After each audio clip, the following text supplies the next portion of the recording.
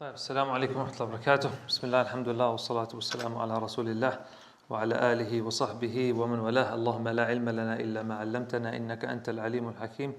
اللهم علمنا ما ينفعنا وانفعنا بما علمتنا وزدنا علما وأرنا الحق حقا وارزقنا اتباعه وأرنا الباطل باطلا وارزقنا اجتنابه وادخلنا برحمتك في عبادك الصالحين آمين يا رب العالمين. أهلا وسهلا. Welcome everybody to day 3 of our Fiqh of Financial Transactions.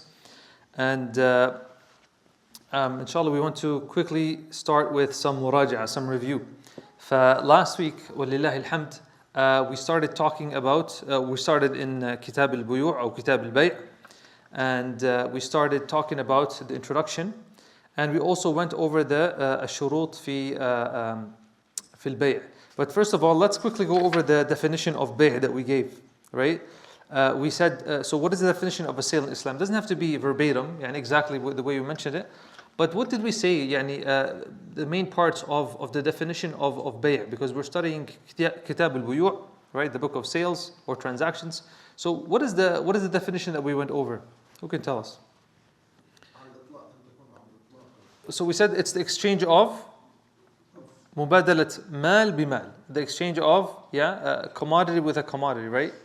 Or we said أو شيء في الذمة, or something for the future. So it could be like you're lending something, or you're borrowing something, or you're paying something in the future, right?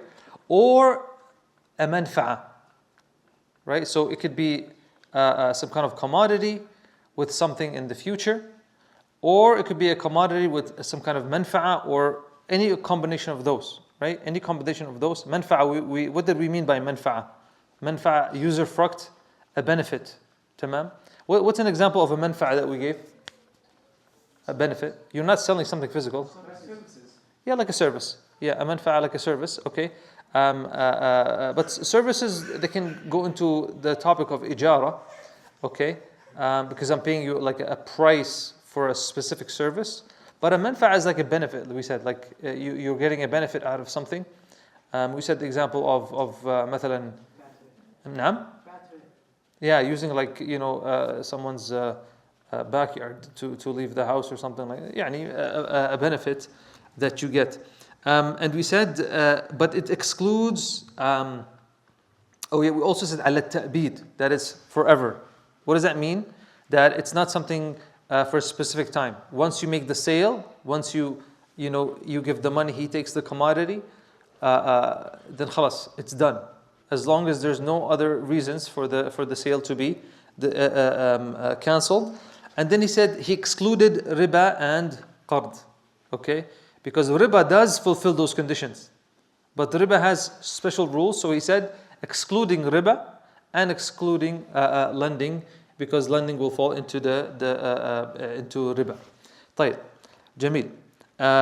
So that's the definition of sales. What are the pillars of a transaction or a sale? We mentioned how many? Just think about it logically.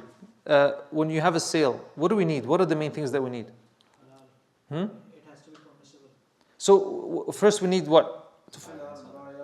So the seller buyer, al-aqidan, okay.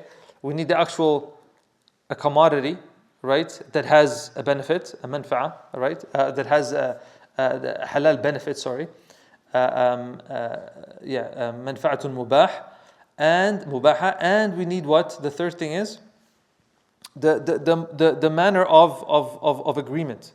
And we said how many types are there?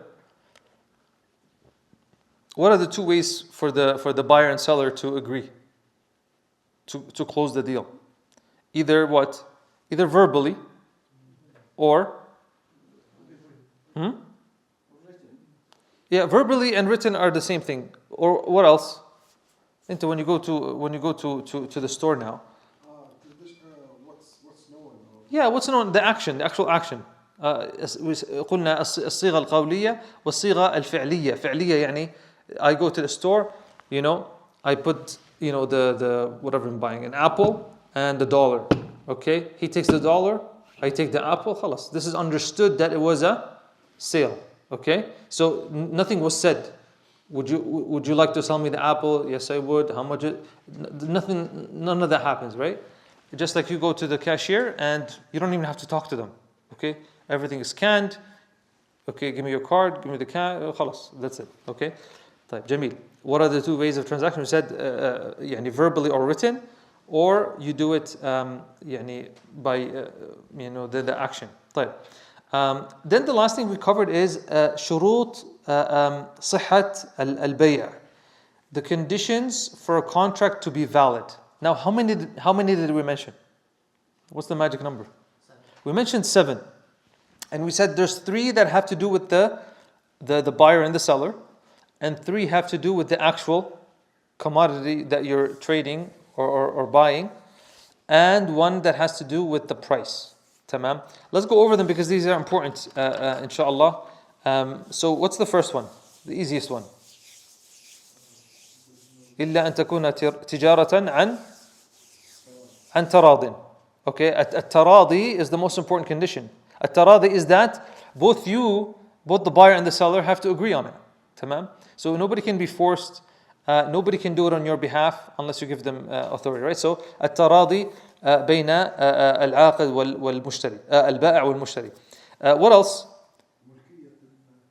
Okay, so they have to be able to deliver it. Okay, طيب. But what about the buyer and the seller? Can anybody buy and sell? So they have to be جائز التصرف. They have to be able to buy and sell. Okay, so a 30-year-old sane male, okay, cannot go do business, with some 6-year-old, right? And buy his company that his dad left him after the father passed away, and he says, "Khalas, I bought the company from this kid." No, you can't do that because that kid is not جائز التصرف. He has a wakil that is taking care of that. So they have to be جائز التصرف.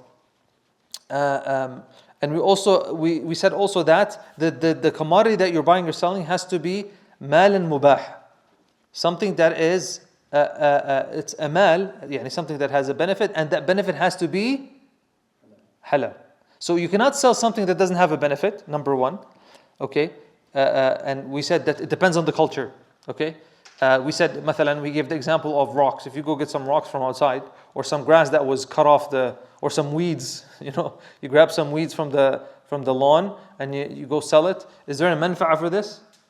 I don't know. I'm pretty sure there's no manfa'a. Nobody will pay. طيب. But what if there is a manfa'a, but the manfa'a is not mubah? It's a haram manfa'a. So even that you wouldn't be allowed. So it has to have it has a mubah manfa'a. What else we said? We also said that it has to be owned by the seller, because you're not allowed to sell that which you don't own. So I can't go and be like, I go to Adib and I sell him, Uncle Afzal's car. I can't. Okay. First of all, I'm going to get in trouble, and I don't own it. You can't sell that which you don't own unless he has given you permission to sell it, right? And we also said that you cannot sell something that you cannot deliver. You cannot give to the person, right? So you cannot say, I'll sell you my ship that it's in Bahrain, and you have no way to bring it from Bahrain. Okay, what's the point? Tamam? You're not allowed to do that unless there's a shart, there's a condition, مثلا, that I'm going there anyways and I'll see it there and I have guarantee that it's there. That's a shart that has to be in the aqd. I want to emphasize something important here. We said here الشروط في صحة العقد.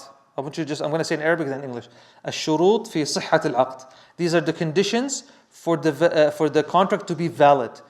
By the end of today, inshallah, we're going to talk about the conditions that are put into the contract. These are two different things. What's the difference?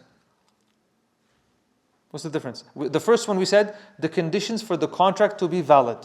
The second one is the conditions that are put into the contract. The terms, so conditions in the contract. Okay, so مثلا, I'll sell you مثلا this car with the condition that you let me drive it for 1 more week, مثلا, something like that. Okay, that's a condition in the contract. But the conditions for the validity of the contract, that's to see if the contract is actually valid, which we are going over right now. بإذن الله. We said, so you have to be able to actually give it in possession. Okay. Also, it has to be, whatever you're selling or buying has to be something that is known by one of two ways, either physically seeing it or through description, right? So, I'm selling you this phone, you can see it with your eyes, okay? Ru'ya, this is ru'ya, you can see it, okay? Or I'll tell you, I will sell you, okay, مثلا, a cake, okay? I have a picture of it, this is what it looks like, this is how I made it for other customers. Give me the $100 and I'll give you the cake next week when you want it. Tamam? Bisifa. Okay? And the sifa has to be specific. It has to be something that's describable. Okay? That's the sixth condition. And we said the last condition, which has to do with the price, the thaman has to be ma'loom. The price has to be ma'loom. The price has to be ma'loom. And so if the price is not known, the contract is not valid. Okay? You cannot sell something where the price is not known. Okay, تفضل. Yeah, I just want to clarify the overall condition of the terms and the terms itself. So, the overall condition is the terms themselves. Like, for example, you say you have to have you own the asset or whatever you want to sell. That's شوف, there's conditions for the contract to be valid. Okay, then we have شروط في مقتضى العقد. Okay, يعني things that are I had to translate it before I come. Yeah, there are شروط that are implied in the contract. يعني we're going to go over it when we get to the شروط في العقد, conditions in the contract. Okay, but things that are implied, like what? Like when I sell you my phone, what is implied by this? What is the main thing that is implied? Ownership is transferred. Can I tell you with the condition that you don't call after 10 p.m.?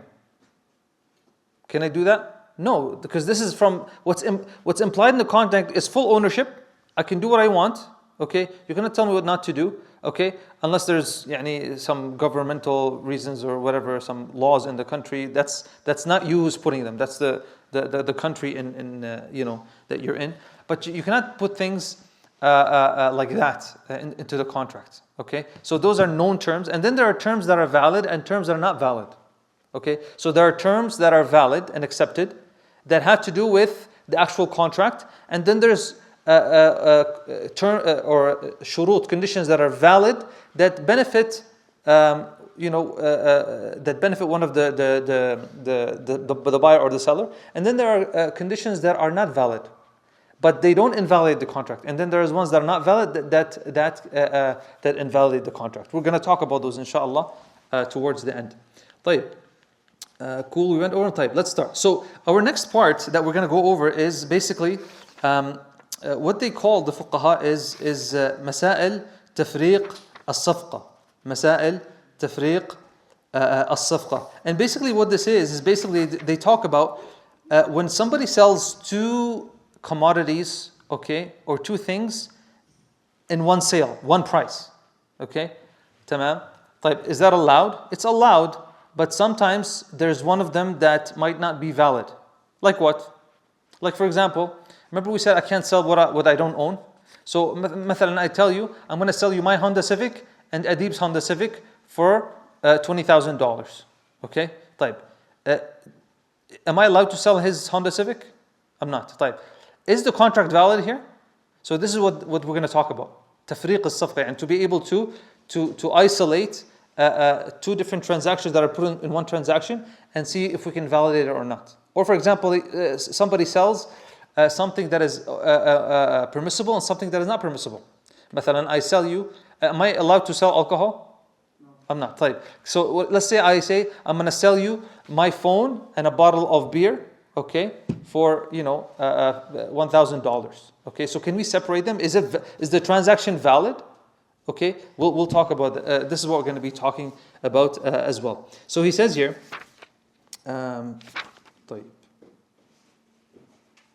طيب بسم الله. So he says here, يقول المؤلف رحمه الله وإن باع مشاعا بينه وبين غيره وإن باع مشاعا بينه وبين غيره أو عبده وعبد غيره بغير إذن أو عبدا وحرا أو خلا وخمرا صفقة واحدة صح في نصيبه وعبده والخل بقسطه. طيب, let's explain what he's talking about. It's وإن باع مشاعا. So he's going to mention four things. The musha', okay, or abdan, a slave, and a slave of somebody else, okay, or he's going to say if he sells a slave and a free person, or if he sells vinegar and alcohol, okay. So he's going to mention four questions, okay. So he says here, so what happens if إذا باع مشاعا? Well, musha' basically is a commodity that is shared between two people. Okay, so let's say مثلا you and your friend own an acreage, okay, and it's 50-50. هذا something that is musha', okay, you both have a share into it. This is what they call something musha', an undivided share in a jointly owned property, yeah, something like that. So هذا المشاع. وإن باع مشاعا بينه وبين غيره. So he's saying if he sold, okay, you and your friend own an acreage, okay, 50-50. You go ahead and you're like, you know what, I don't like this, I'm going to go sell it. If you sell it now, is this valid? Because are you allowed to sell your friends? You can't sell your friend's share, okay? You can only sell what? Your share, tamam? And so now what happens? So that's the first thing he mentions, okay? At the end of what the mu'allif says here, he says صح في نصيبه, it will be valid for his share. What does that mean? So if you sell the whole acreage, it will be valid for your share. Now the problem is what? Now the issue is we have to know what? What do we have to know? The actual price. So the condition is that you know the price. So if I know the price of your share. طبعا if it's 50-50, it's easy. But what is like 40-60? تمام? So we have to know the actual share, because if it's 40 for you and 60 for your friend and you sell the whole acreage, for us to make it valid, we have to be able to differentiate the cost of the 40. Does that make sense? That's the condition here. So صح, it's valid في نصيبه. And then he says أو عبده وعبد غيره. He's allowed to sell his own slave, but he's not allowed to sell somebody else's slave, right? So again, it will be valid, okay, as long as we know the price of his slave and his friend's slave, so we can differentiate, we can separate the two commodities, okay? صح في نصيبه وعبده. And then the other question says أو عبدا وحرا. You can't sell. You can sell a slave that you own, but can you sell someone who is free? You can't, right? He's not someone who's possessed, right? So it will be valid in the slave that you sell, but in the one that is free, it doesn't. It says وخلا, okay, وخمرا وخلا, right? Someone sells vinegar and alcohol, so it will be valid for the vinegar, not for the alcohol. And then he says بقسطه, يعني for its with its share, with its share. He says وَلِمُشْتَرٍ الْخِيَارِ. So what does he mean by that? He means that if Adib here is going to sell me, he's going to say to me, I'm going to sell you my Honda Civic and Afzal's Honda Civic for $20,000. And I say, sure, yeah, okay. And then now his friend comes in, no, this is not valid sale. Okay, you say, no, it is a valid sale for my share. Okay, but we have to differentiate, know exactly how much his is worth and how much his is worth to be able to separate it. بقسطه, right? And so we would have to evaluate the price of his Honda Civic and the price of his Honda Civic, and then I would be able to get my money back. But he says here وَلِمُشْتَرٍ الْخِيَارِ. But now if I find out, oh man, you know what? I only wanted two of them together, so I have the choice of canceling the actual transaction. So he has the choice. Khiyar here means he has the option of accepting the actual car of Adib because he's the one who sold it, or he can say, you know what? No, I only wanted the two Honda Civics. I wanted that deal. Okay, I don't want one. So he's allowed to say, no, I don't want it. طيب. So yeah, مسائل تفريق الصفقة. This is what they call it in the books of fiqh. So examples of this type of sale include someone selling his own property and a property of another without his permission in the same sale, or someone selling something permissible and impermissible in the same sale, right? This transaction would be considered partially valid, meaning the sale for the valid portion of the commodity would be accepted, but the rest would be considered invalid. So the one that's valid is accepted and the one that's invalid is not accepted. Example, a seller sells wine and fruit in the same transaction. The sale for the fruit would be considered valid, whereas the sale of the wine would be considered invalid, right? As long as we know the prices. As long as we know the prices. Or example, a seller sells his own car and someone else's car without his permission in the same transaction. The sale for his own car is valid, whereas the other sale is invalid. Tamam? This is exactly what we just mentioned. In such cases, the buyer has an option to either keep the valid portion of the sale or return it all for a full refund. Okay, so we said, وَلِمُشْتَرٍ الْخِيَارِ. He has the choice, meaning he has the right to return the item for a full refund. Maybe the buyer is not pleased with dividing the transaction and was only interested in the sale of both items together, right? And the example would be a buyer finds out that the two watches that he was sold, only one of them belonged to the seller, while the other was not the seller's right to sell. The buyer must return the latter watch to the owner and will receive a refund for that portion of the sale. As for the first watch, he has a choice to either keep it or return the watch and demand his full money back from the seller. This is his haq, this is his right, okay, to return it. طيب.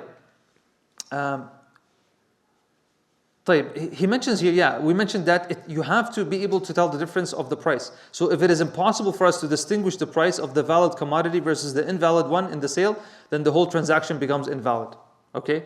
So he says, for example, a seller sells his own land and his brother's land without his permission for a certain amount, but we cannot distinguish the value of each land to separate the two commodities. We can't tell the difference, okay? And so in that case, we cannot sell because we don't know. Remember, one of the seventh condition of a sale is what? Of a contract is that you have to know the price. You have to know the price. So this condition is not fulfilled in this case. So any question about separating those contracts, yeah?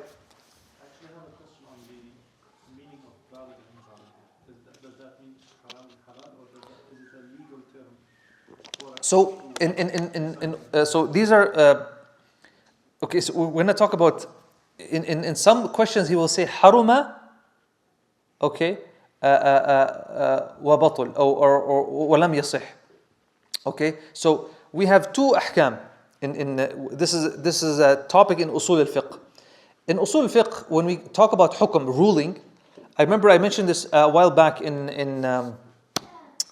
Fiqh of Zakat, I think, maybe. We have حكم التكليفي والحكم الوضعي.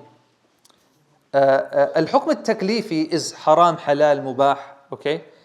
This is what's related to the mukallaf, the person, okay? The person who's responsible for that, okay? Then we have the al-hukm al-wad'i. We have many examples, but from them are sahih or fasid. فwe say هذا العقد فاسد أو صحيح أو باطل, okay? That now the contract is invalid. It has nothing to do with a sin or a reward, okay? It's about talking about the actual transaction here. Is it valid or invalid? Is the salah valid or invalid? Right? Like the example of the salah, مثلا, if you pray your salah right now and you fulfill the shurut, right? You're facing the qibla, you have your wudu, you do your arkan, you do your fara'id, your wajibat, but you're planning your trip to BC next week, throughout the whole salah. Okay. And Nabi Sallallahu Alaihi Wasallam, he said that a person can get full reward in eighth, a fourth, sah. I'm paraphrasing here. طيب. If someone is thinking about something else, is his salah valid? فالحكم الوضعي, it's sahih. صح. يعني on the day of judgment, Allah will not say, will not hold him accountable for that prayer. But from al-hukm al-taklifi here, how much reward did he get? Right? So how much reward did that person get? What he did, is it makruh? Is it makruh? Is it mubah? What do you guys think? To think about your trip next week for BC, is it something mubah, makruh, haram? Right? So this is the hukm al-taklifi, right? It would obviously it's not wajib. It's not something mustahab, right? It's not something recommended, right? It will be something that is probably makruh or haram, right? To think about something in. But the salah is valid. فهنا يقول what was the hukm that we mentioned? He said صح. Okay, صح يعني now it's a valid transaction. If he says لم يصح, it's not valid transaction. واضح يعني؟ واضح. Now sometimes he will tell you it's haram, but the contract is valid. تمام? Just like for example, someone does talaq, talaq in the times that is muharram. Talaq al-bid'i مثلا. Right? There's the talaq that is done يعني when the woman is in her menstrual cycle, right? It's not it's valid, but it's not permissible. Like it's haram. So he's sinful, but the talaq takes place. Tamam?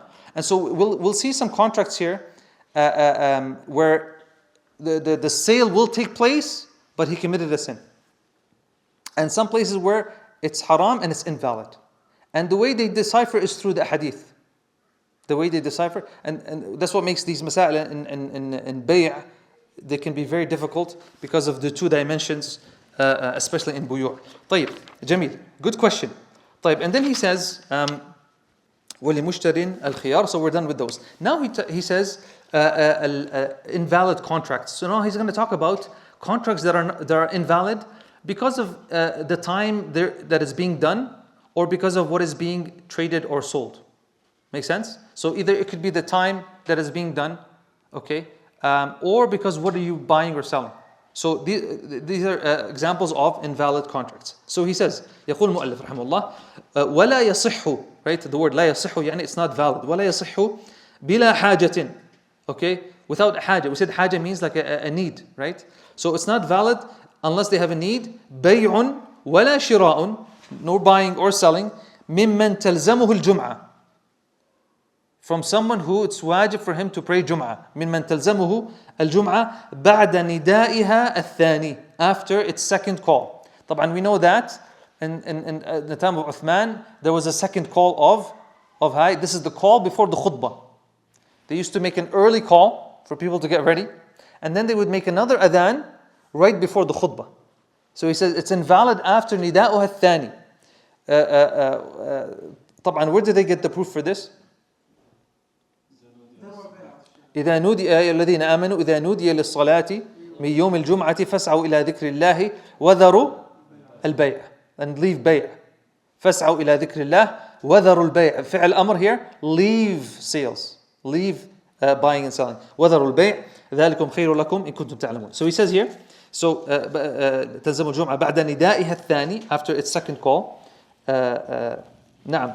وتصح سائر العقود. وتصح سائر al-uqud. And this is interesting, and I'm sure there's khilaf in the other madhahib, because he says here وَتَصِحُ سَائِرُ الْعُقُودِ, يعني other uqud other than bay'. There are contracts other than buying and selling. Okay? Like what? Like nikah, right? So that's not, you're not buying and selling. Why do they say وَتَصِحُ سَائِرُ الْعُقُودِ? It's from the ayah actually. Because Allah says what? فَاسْعَوْا إِلَى ذِكْرِ اللَّهِ وَذَرُوا, and leave al-uqud وَذَرُوا الْبَيْعِ. So here the literal, I guess the literalists, those who focused on يعني al-zahir في الآية, they said, well, Allah only mentioned al-bay'. But the other contracts are not really, because remember in the beginning of the chapter, he says Kitabul Bay' wa Sa'ir al-Muamalat. Kitabul Bay', sales, right? And then all the other contracts and transactions. So here they say wa Sa'ir al-Uqud are valid. And they say because it doesn't really happen that often, okay? And it's not mentioned specifically in the ayah. Does that make sense? So let's talk about, so if someone now, if the khatib is doing the khutbah now, is someone allowed to sell something? Buy and sell? No. Now you might say, oh, I don't buy and sell, but you have to be careful here. Are you buying and selling on Amazon? Like, are you sitting in your car buying and selling on Amazon? Are you like, in Superstore and you're like, oh, khalas, I'm going to go. I'll just go to the end. I'll have to shop. My wife told me get potatoes, So this is, I'm sure it happens with a lot of people, right? They'll buy and sell not knowing that it's something that is muharram for them to do.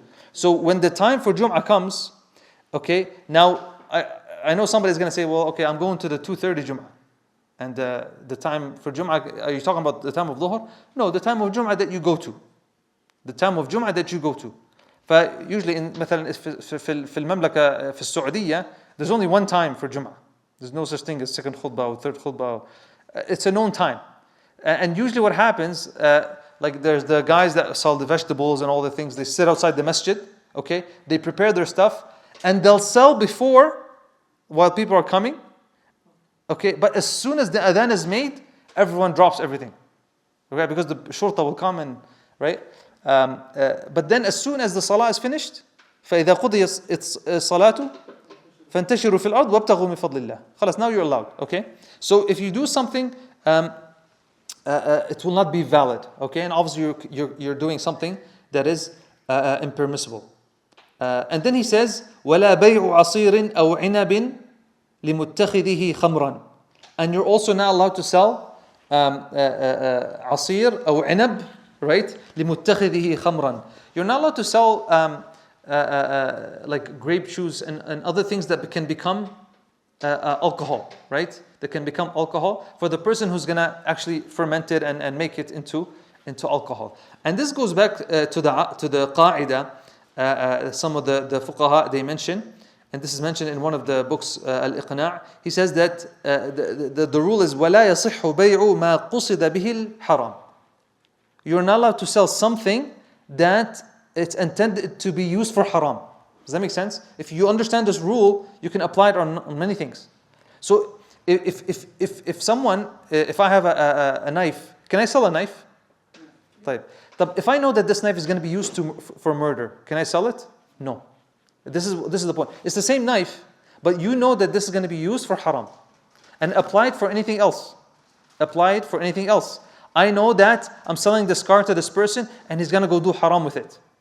I'm not allowed to sell it, okay, to this person. تمام? This qaida makes it very easy to apply, because now he's going to mention وَلَا سِلَاحٍ فِي فِتْنَةٍ. You're not allowed to sell a weapon in a time of fitna. What does that mean?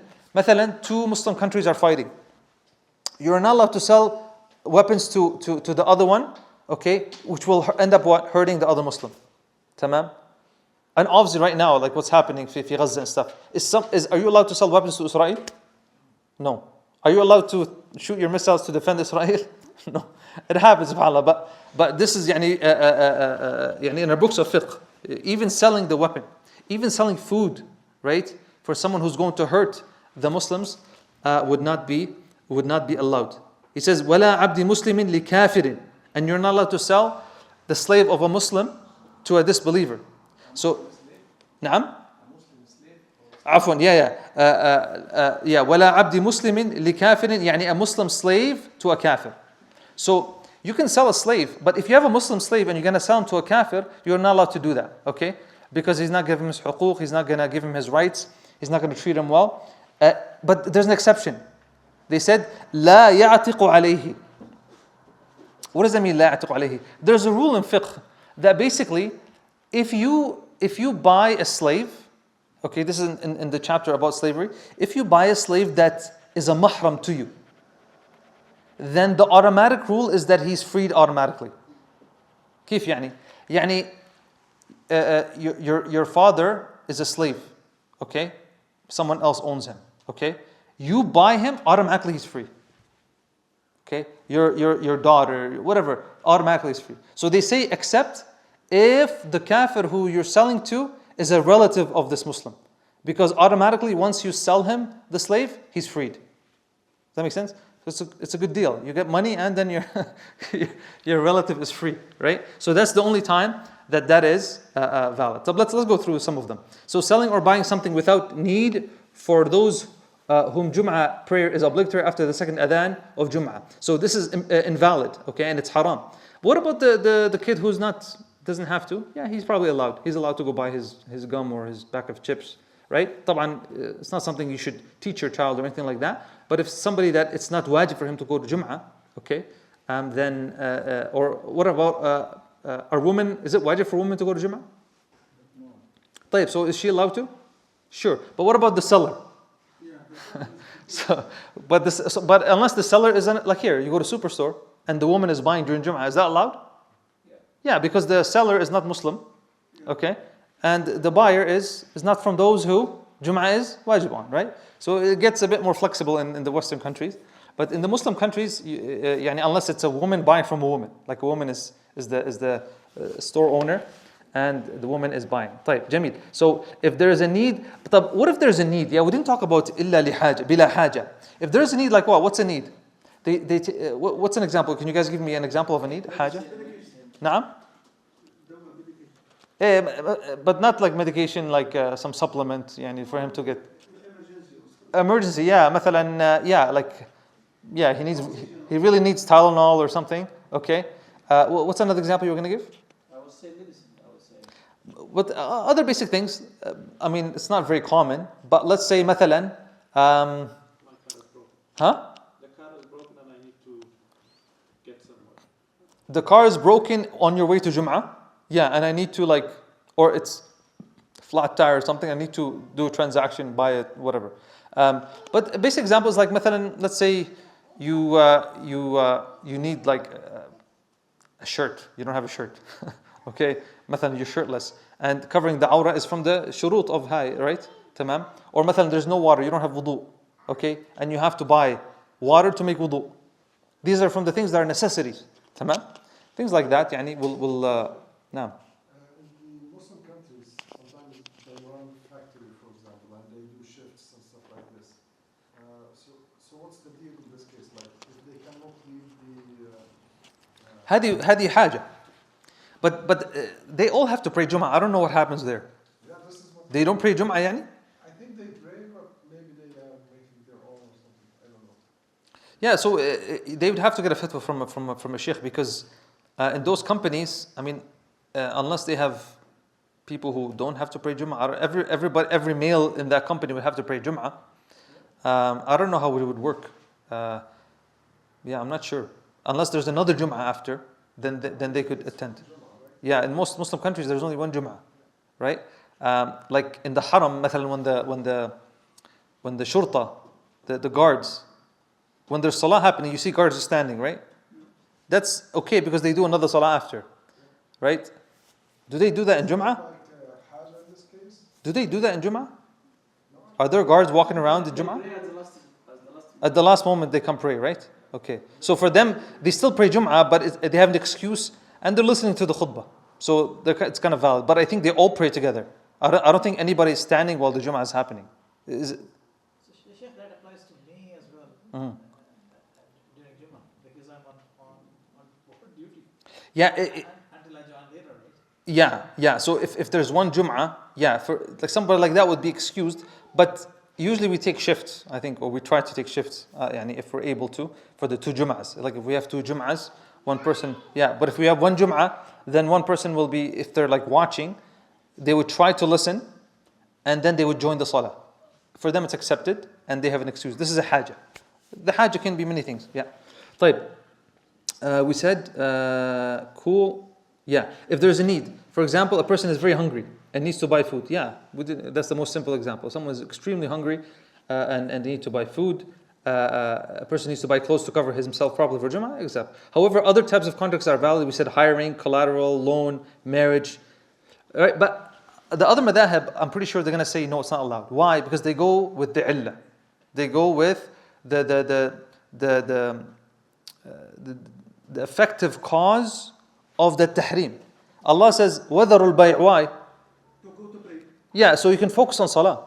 So I would go with the other opinion stronger, that even those contracts are not valid. Why? Because if you look at the illah, why did Allah say leave sale? Because of sale in of itself? No, because He wants you to focus on dhikrillah. So وَذَرُوا الْبَيْعُ. Yeah, because would someone say that I can play PlayStation? It's not bay'. صح? So that wouldn't make sense. وَذَرُوا الْبَيْعُ and وَذَرُوا الْبَيْعُ وَسَائِرُ الْمُعَامَلَاتِ وَاللَّهُ وَeverything. Okay? So I think it would make sense that even those contracts, والله أعلم, يعني, that's خلاف فقهي, but it's important to note, يعني, if for those who have heard any different opinion. طيب, and then he says, yeah, it's invalid or haram to sell juice or grapes for the purpose of making wine with them, or to sell weapons in times of internal turmoil, fitna, right? So anything, we said, use the rule, لا ولا يصح بيع ما قصد به الحرام. It's not allowed to sell something that is intended to be used for haram, right? In other words, we are not allowed to sell something permissible that we know will be used to do something impermissible with it. Yeah. Because وَتَعَاوَنُوا عَلَى الْبِرِّ وَالتَّقْوَى وَلَا تَعَاوَنُوا عَلَى الْإِثْمِ وَالْعُدْوَانِ. Don't help one another in sin. right? الإثم والعدوان واتقوا الله. Now, because it is not allowed to assist in sin. ولا تعاونوا على الإثم والعدوان. Times of internal turmoil here is referring to when two Muslim groups are fighting each other. It is not allowed to assist one another, one against the other by selling weapons to them. If you know the buyer will use the items in a permissible way, then it is allowed. We said that. Yeah, so if you're sure that he's going to use it for something muharram, something impermissible, then it's not allowed to sell it to him. طيب. And then we mentioned to sell a Muslim slave to a disbeliever unless with the possibility of freeing the Muslim slave through it. Yeah, a disbeliever should not have authority over a Muslim. The exception here is referring to those disbelievers whose immediate relatives, mahram, are Muslim slaves. Okay? In such cases, they'll be freed automatically. We said. So, مثلا, you sell your slave brother, okay? I don't know how he ended up as a slave, but let's say a slave brother or cousin, okay? And you sell him to this non-Muslim who's related to them. Okay, sorry, not your slave. You're selling a Muslim who's the father of that person. Okay, he's a Muslim slave. You own him, and he's the father, okay, of that non-Muslim. As soon as you sell him to the non-Muslim, the father will automatically become free in an Islamic country. Obviously, this is the hukum in an Islamic country. طبعا, if it cannot be enforced, then maybe the ruling would be changed. طيب. The next part he says وحرم ولم يصح. This is what we were talking about. حرم ولم يصح. So it's haram and it's not valid. It's haram and it's invalid. بيعه على بيع أخيه. Now he's going to talk about it's haram and it's invalid to sell on top of your brother's sale. What does that mean? بيعه على بيع أخيه. يعني who can tell us an example of that? تفضل. I give a price for an item, then someone else will give a higher price, bit higher, before we reach an agreement. Yeah, so مثلا well, let's say you tell me that خلاص, I'll give you this phone for $400, and we're like, okay, we agree. And then somebody says, no, I'll buy it for like whatever, or I'll buy it for less or more. Yeah, after the agreement is done, because we're going to talk about sawm. So there's something called bay' and sawm. What's sawm? Sawm is like the bidding, right? Bidding. Like let's say you're bidding. You're like, okay, 50. He says, no, 60, 40. Also that sawm, a third party comes in, okay, is not allowed. Right? Like if, like in the Arab countries, or even maybe here, in the Arab countries, you go and you see مثلا, you really like this phone. So you tell the seller, you say, okay, 200. He says, no, this is 400. Okay, let's say 300. Okay, 350. And you're going, and then a third guy comes. He said, no, yeah, I'll take it for 400. 400, right? Like you're giving a price so you can get it. This is also haram. This is called sawm. But al-bay' is after you kind of agreed. So the difference between a sawm, bidding, and sale is that after you sell, so after like in the Facebook market, مثلا, you put your patio table for, I don't know, $200, right? And then somebody says, can I give it to you for 150 cash? You're like, okay, agreed. Then what happens? You get another message, and he says, hey man, I'll give it to you for 220. They really want that blue patio table. Are you allowed to sell it to the second person? No, this is what it's talking about. And here you have to fear Allah subhanahu wa ta'ala, and you should, even though there's no technically somebody watching you, you need to have the proper taqwa to give it to the person who you agreed with first, right? Unless you have a reason for not selling it to him. Tamam? So he says here, I'll answer your question. بيعه على بيع أخيه وشراؤه على شرائه. The opposite thing. There's this, the first one, بيع على بيع أخيه.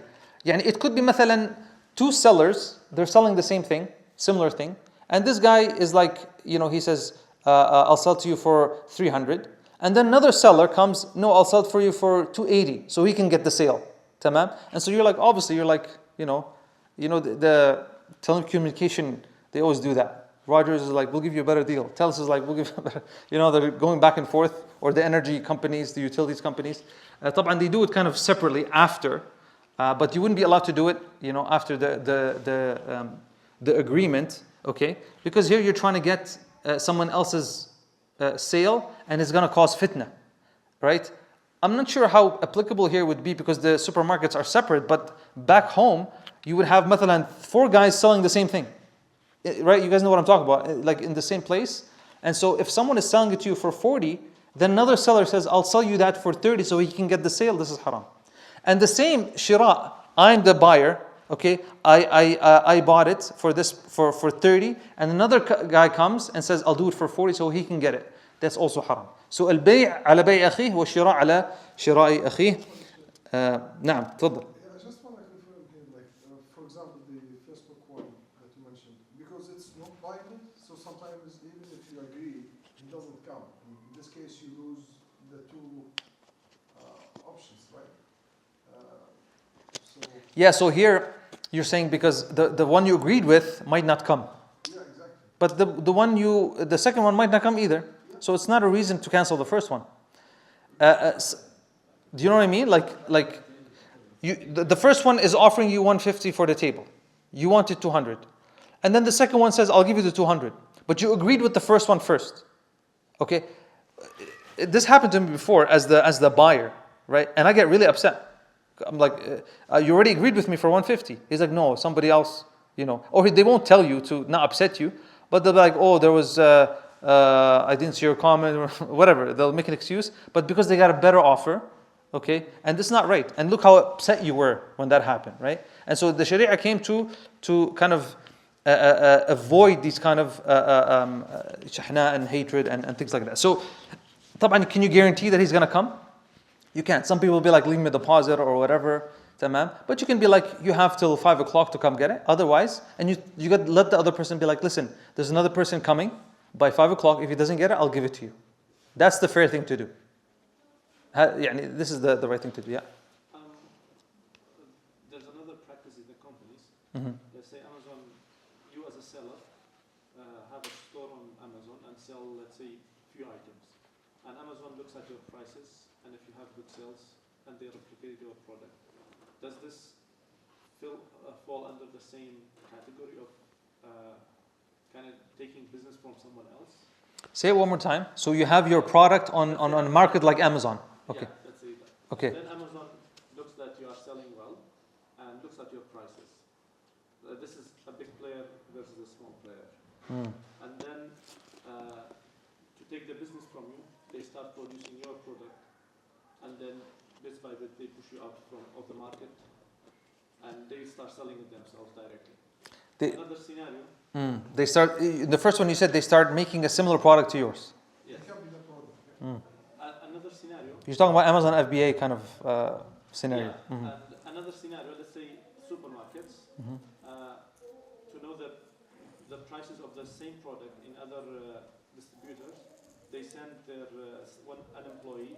They always have employees looking at prices in other supermarkets. They bring the prices and then they readjust prices on their own. Is that falling under the same thing, or it's a different practice? Yeah, this is difficult here because you're not really interfering in somebody's sale. You're putting your prices, and the customer has the choice to choose, right?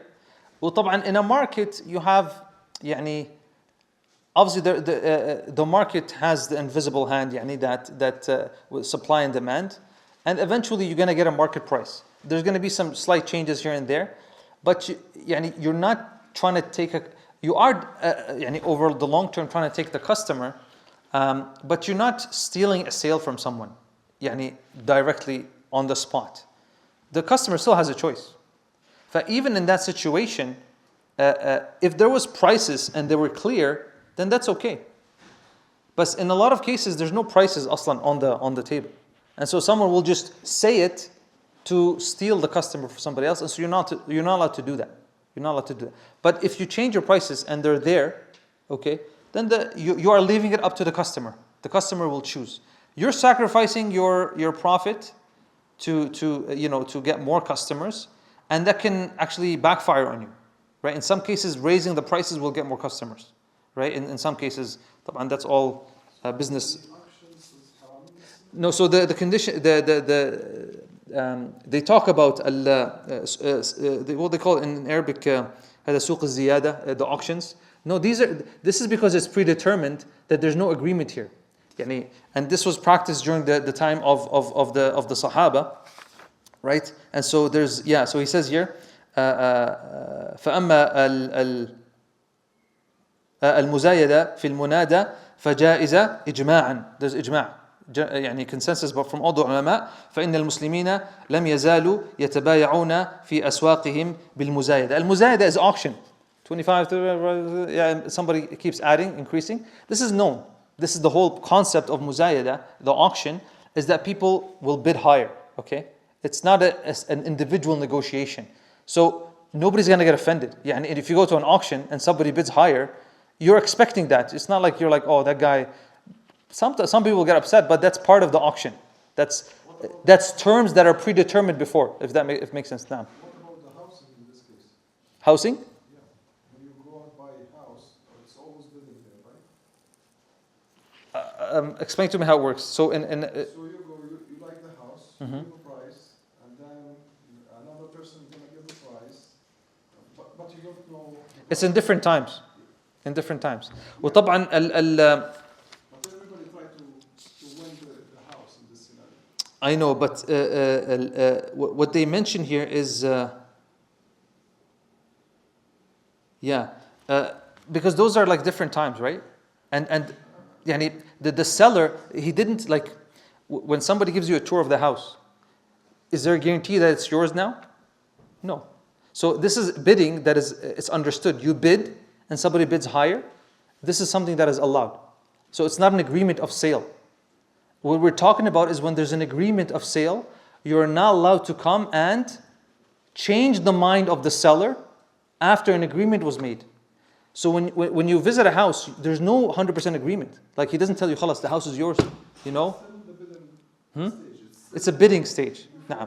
Just like, you know, when you bid for a building, and just like we got this place, you bid and somebody else bids higher and somebody else bids higher, and then whoever has the most, grit and patience will get it. So we talked about it is invalid and impermissible to sell or buy an item over your brother after the deal is already finalized, but before the end of the session, right? So because we're going to talk about al-khiyar options, we have about 7 or more reasons to cancel a contract, okay? And we have something called khiyar al-majlis, and we have something called khiyar al-shart, okay? So khiyar al-majlis, majlis is like the sitting, right? And so if I sell you my phone right now, okay, and you were still here in the same majlis, in the same sitting, okay, now if I sell it to you, I give you the phone, you give me the $1,000, okay, deal done, right? But is he allowed to return it? Yes, because here you have khiyar al-majlis. As long as you're sitting in the same place, okay, then you are allowed to return it, and he has no reason. You don't have to have a reason. You could be like, oh man, I changed my mind. Even in the stores, you can do that. Like if someone buys it and you're like, I didn't mean to buy this one, khalas, you return it, okay? As soon as he steps out of the masjid, khalas, it's mine. Unless he has another reason. Oh man, this is defective, you told me it works, it doesn't work, la la la, tamam. So this is khiyar al-majlis. So he says here, it happens before the session is over, referring to khiyar al-majlis. It refers to the time period in which there is an option for both contracting parties either to revoke or to continue with the contract before departing from the contracting session.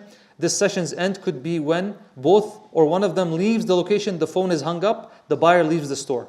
So depending on the situation. If you're doing it on the phone, done deal, you close the phone, khalas. Khiyar al-majlis is done. So he says here that, so it's muharram to do it before. It's not allowed to do it before the end of the session. And then he says, in the second scenario, there was no condition put in place to allow it, right? So, what if there was a condition to allow it? Yeah, what if there was a condition to sell for somebody to sell over yours? Then that would be allowed. Like if somebody put a condition into that sale, okay, that would be allowed. That's something, but usually you wouldn't find something like that, okay? The other thing, I want to finish before the adhan. Adhan is what, in 2 minutes? 3 minutes? Type. He says, وَسَوْمُهُ عَلَى سَوْمِهِ. Okay? We said sawm is bidding. Okay? So it's not allowed to bid. Okay? Actually here we have 2 examples. So example of selling over your brother, a buyer and seller have finalized the deal, and then a third party comes in. So this is the key here. You finalize the deal, right? And then a third party comes in during the session and offers the same product to the buyer at a cheaper price. This is selling over your brother. Not allowed. Tamam. The example of buying over your brother, a buyer and a seller have finalized the deal, and then a third party comes in during the session and offers the seller to buy the same product at a higher price. Okay, so now you're buying over your brother, so this would not be allowed. Again, this is after it's been finalized. If it's not something that's finalized, tamam, and then the person asks permission, and then both of you have no problem, then that's fine. That's fine.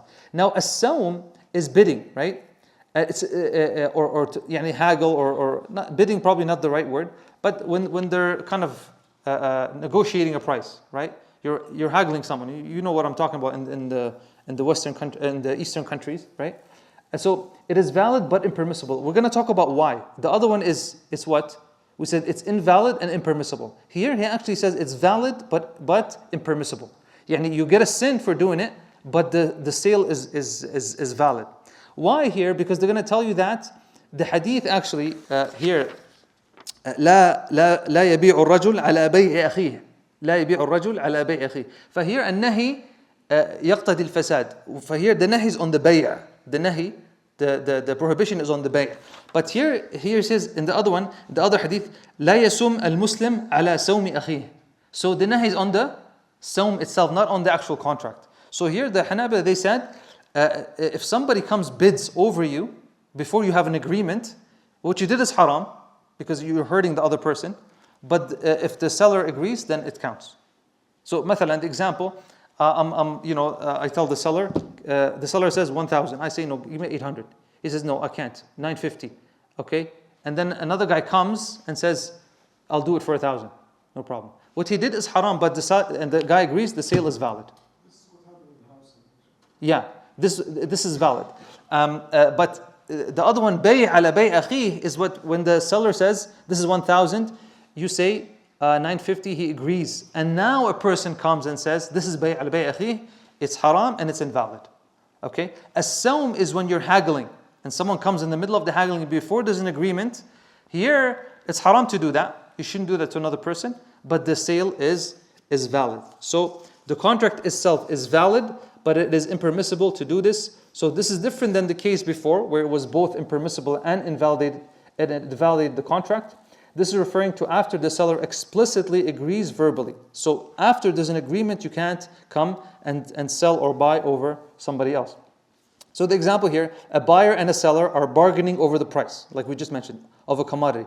And the seller explicitly agrees by verbal consent to sell it at a specific price. Then a third person interjects and offers a price which the seller accepts. The contract itself is valid, but it is impermissible to do this. And then the last thing we talked about, auctions. Auctions are permitted because they occur before there is an agreement, right, on a negotiated price between two parties. Okay, there's an agreement already before that the price is going to keep going up. And the above rules related to not buying, selling, or haggling over your brother are in place to keep harmony and love between Muslims. Remember, we said one of the reasons is that the Sharia came, so there's no baghdha and hatred and fighting. So this is kind of so that's the part of invalid contracts. We also wanted to cover the shurut fil bay'. I guess we don't have time for today. So inshallah, the next week Sheikh Iqbal will be here. Actually, and the week after I'll be out of town. But Sheikh Iqbal will be here, inshallah. So we have a halqa next week, and the week after with Sheikh Iqbal. I guess in 2 weeks or 3 weeks, we'll be covering the conditions placed in the contract. And we said this is different than the conditions for a contract to be valid. The conditions for a contract to be valid are the conditions that have to be met for a contract to actually be accepted. But here, these are conditions that you can put. Like, for example, I'll sell you this wood, okay, as long as you carry it to your house. Or, something like that. Or I'll sell you this phone as long as you can guarantee me to bring me the money, for example, or you put me a guarantor, or you put a rahan or something like that. These are things that would be valid. But conditions that would not be valid, like we said, for example, I'll sell you this laptop with the condition that you don't use it in Calgary or something like that. That's not valid because this is the person's right. Okay? Tamam? And so on. Wallahu ta'ala, jazakumullah khairan, wassalamu alaikum wa rahmatullahi wa barakatuh.